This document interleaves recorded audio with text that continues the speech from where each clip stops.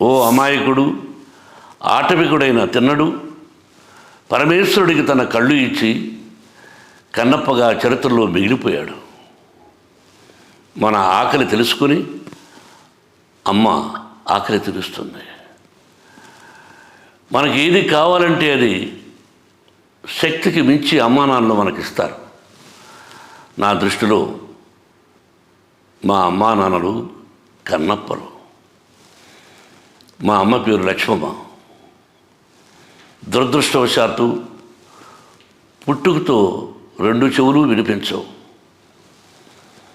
ఆ మహాతల్లికి పరమేశ్వరుడు 5 మంది సంతానాన్ని ఇచ్చాడు. ఒకచోట బస్సు దిగి మా ఊరికి వెళ్ళాలంటే 7 కిలోమీటర్లు నడిచి వెళ్ళాలి. ఆ దారి కూడా అంతంత మాత్రమే.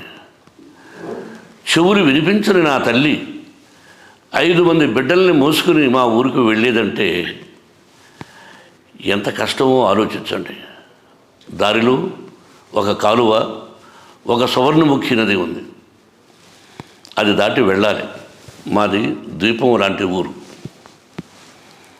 అప్పుడప్పుడు ఈ విషయాన్ని తలుచుకుంటూ ఉంటే ఒళ్ళు గగురుపాటు పొడుస్తుంది.